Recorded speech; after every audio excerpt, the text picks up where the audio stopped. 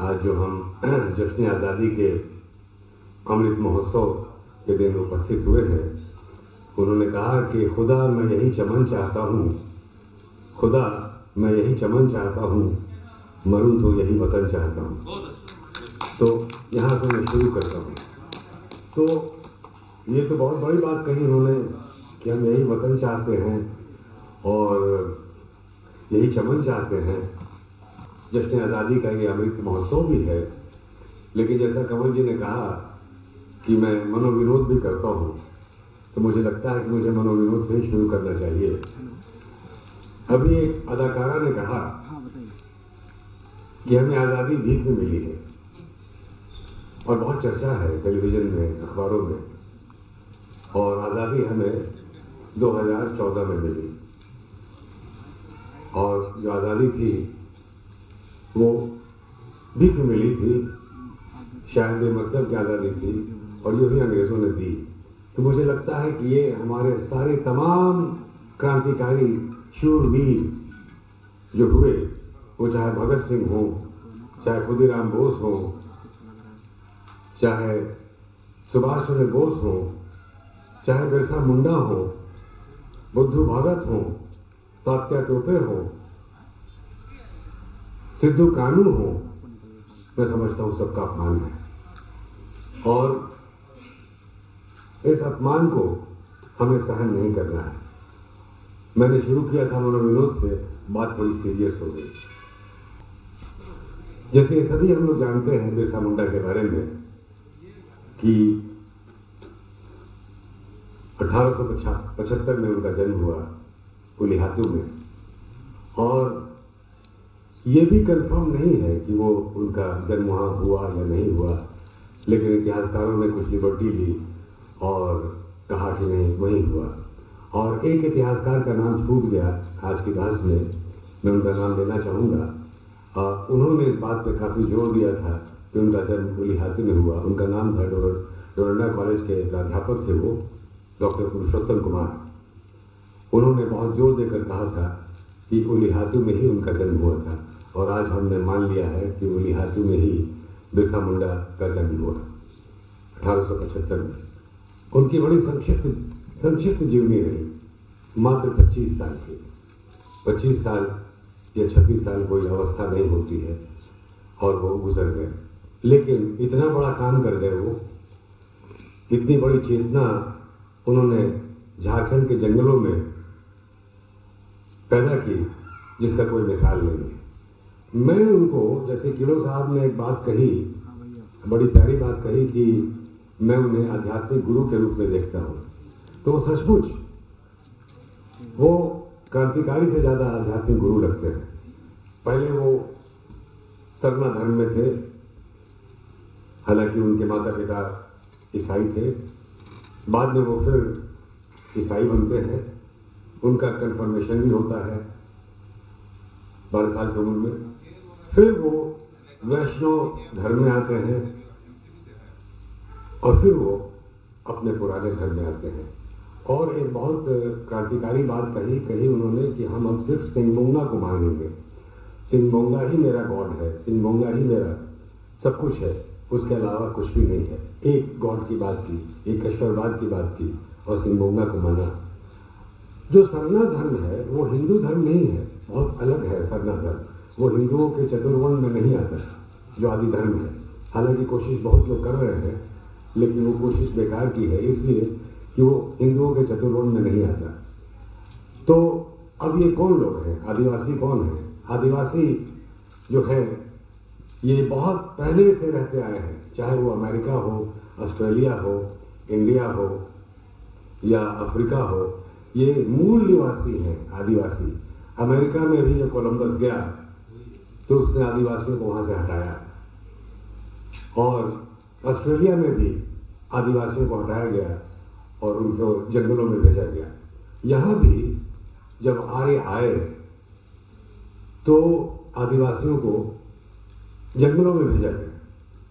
यहाँ वो हवन करते थे, यज्ञ करते थे, उसके लिए उन्होंने बहुत सारे पेड़ काटे और इन्हें जंगलों में भेजा गया। और इंद्र को बहुत सारी लड़ाइयाँ लड़नी पड़ी इंद्र को बहुत सारी लड़ाइयाँ लड़नी पड़ी आदिवासियों के साथ और आदिवासी पराजित होते रहे। कभी कभी जीत भी जाते थे लेकिन ज़्यादातर वो पराजित होते रहे। और दूसरी बात इसमें यह है कि हम देखते हैं कि हमारे शास्त्रों में जो आदिवासी वीरांगनाएँ हैं, जो खूबसूरत महिलाएं हैं, जैसे हिडिंबा है, सर्पमेखा है, उनकी चर्चा नहीं होती, बल्कि हम द्रौपदी की चर्चा करते हैं, सीता की चर्चा करते हैं, वगैरह वगैरह। तो आदिवासियों को झेलना पड़ा है कब से? आर्यों के आगमन के बाद से। फिर मुगल पीरियड आता है। मुगल पीरियड में भी ये आज़ाद नहीं थे, इसलिए हम देखते हैं कि जब उरांव जनजाति जब वहाँ से आती है साउथ इंडिया से, बेसिकली वो साउथ इंडियंस हैं, उरांव लोग साउथ इंडियंस हैं, वो कुड़ुख बोलते हैं और कुड़ुख का अर्थ तमिल में होता है आदमी, मैन। और कुड़ुख हिंदुस्तान की सबसे पुरानी भाषाओं में एक है, तमिल से भी पुरानी भाषा है।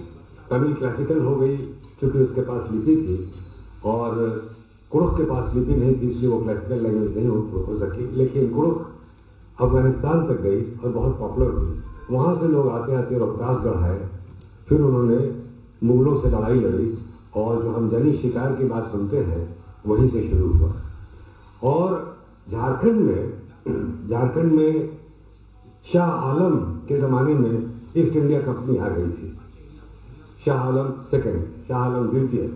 और उन्होंने देखा कि आदिवासी रोज़ रोज़ झगड़ा करते हैं, रोज़ रोज़ मारपीट करते हैं, इनसे हम नहीं सकेंगे, तो उन्होंने वो अंग्रेज़ों के हाथ में सौंप दिया, ईस्ट इंडिया कंपनी के हाथ में सौंप दिया कि अब आप इन्हें देखिए, इन्हें संभालिए और इनसे मालगुजारी वसूल कीजिए।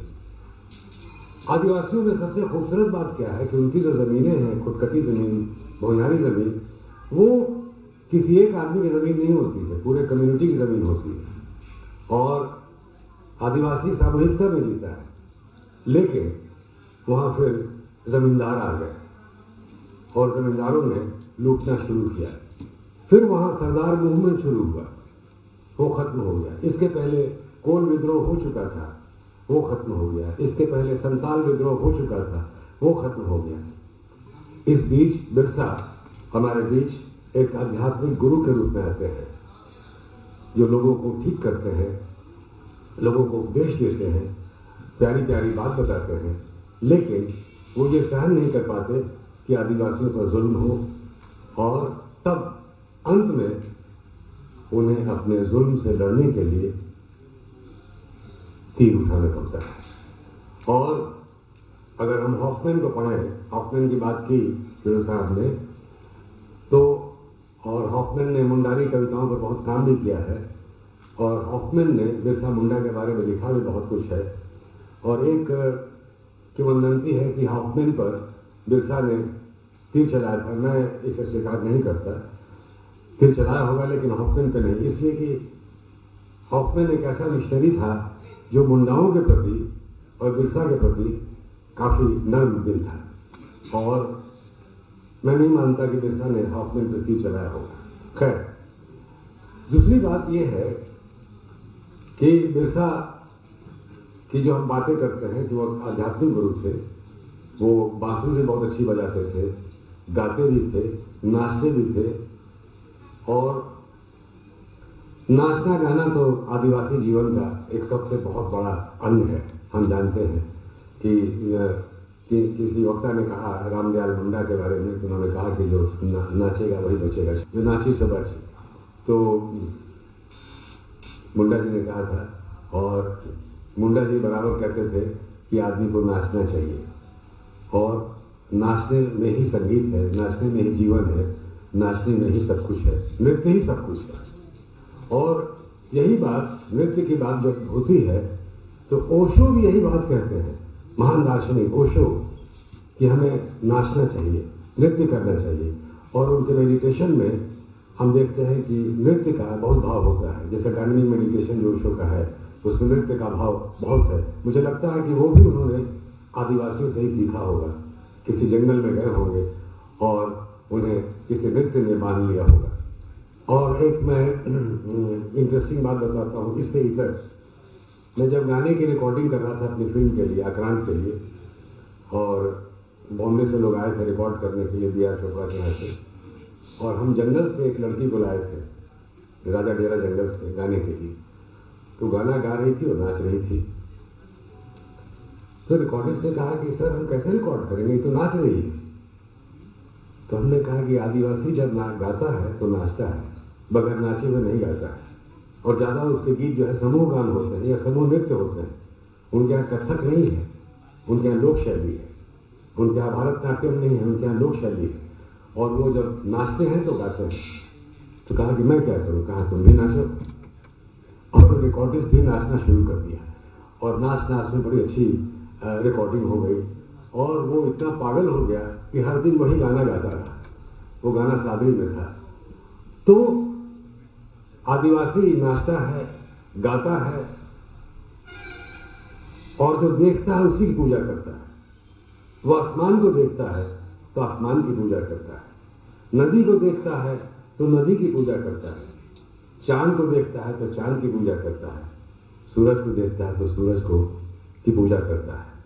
तो कहने का मतलब ये है कि आदिवासियों को वनस्पति के बारे में, आप जंगल चले जाइए, एक एक चीज वनस्पति के बारे में पता है। जो बूढ़े बुजुर्ग लोग हैं, आज की जवान पीढ़ी में, कि उस पेड़ में क्या है, उस पेड़ में क्या औषधि है, इस जल में क्या औषधि है, एक एक पेड़ के बारे में वो जानते हैं। इसलिए उनके यहाँ जो पद्धति है जिसे हम कैरोपैथी कहते हैं, आज वो पॉपुलर हो रहा है पूरी दुनिया में, कैरोपैथी। और मुझे लगता है कि बिरसा मुंडा भी कैरोपैथी ही करते होंगे, इसलिए कि उनकी जो वैदिक पद्धति थी, जो पूजा पाठ करते थे और जो लोगों को दवाई खिलाते थे, लोग ठीक हो जाते थे। और मुझे लगता है कि कैरोपैथी ही करते होंगे बिरसा मुंडा जी, क्योंकि उन्हें वनस्पति का ज्ञान था। लेकिन बिरसा मुंडा ने क्रांति की, शंखनाद किया, तीर चलाया। इसके अलावा कि वो एक गुरु भी थे, आध्यात्मिक गुरु भी थे। और मुझे खुदीराम बोस के साथ तुलना करने में कोई परहेज नहीं है।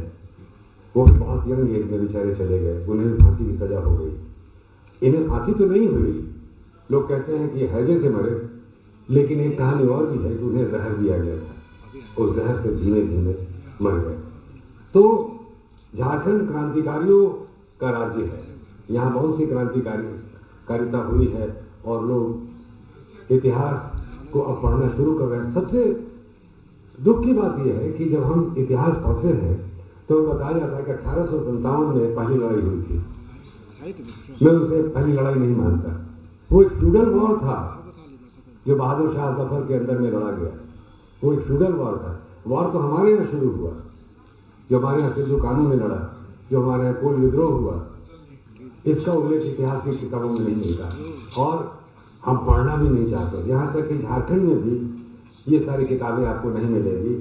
और बाहर आप चले जाइए तो बिरसा मुंडा के बारे में भी लोग नहीं जानते, सिद्धू कानू के बारे में लोग नहीं जानते। अब थोड़ा बहुत महाराष्ट्र वगैरह में जानना शुरू हो गए हैं। बंगाल में तो पहले से लोग जानते हैं, लेकिन महाराष्ट्र में अब लोग जानना शुरू हुए हैं। लेकिन आप साउथ में चले जाइए तो लोग नहीं जानते हैं। तो इसलिए हमारी शिक्षा पद्धति में भी जो हमारे शूरवीर हैं, जो आदिवासी शूरवीर हैं, जो इंडिजिनस पीपल हैं, जो यहाँ के खास लोग हैं, मैं उन्हें खास मानता हूँ आदिवासियों को, इसलिए कि आदिवासी हैं तो हम हैं।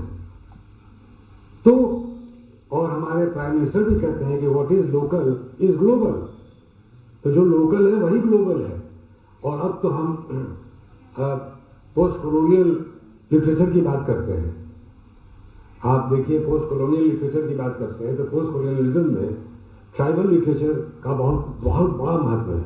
ये अफसोस की बात है कि हमारे यहाँ ट्राइबल लिटरेचर मर रहा है। 196 भाषाएं मर रही हैं, 196 लैंग्वेजेस, यूनेस्को का रिपोर्ट है। 196 भाषाएं, ट्राइबल लैंग्वेजेस मर रही हैं। मैं नहीं जानता सरकारें क्या कर रही हैं उनके बारे में, लेकिन मैं ये कहना चाहूँगा कि बिरसा मुंडा की विरासत हमें बराबर अपने साथ रखनी चाहिए। सिद्धू कानू की विरासत हमें बराबर याद रखना चाहिए। और हमें याद रखना चाहिए कि हम कौन हैं। हर समुदाय को अपना इतिहास जानना चाहिए।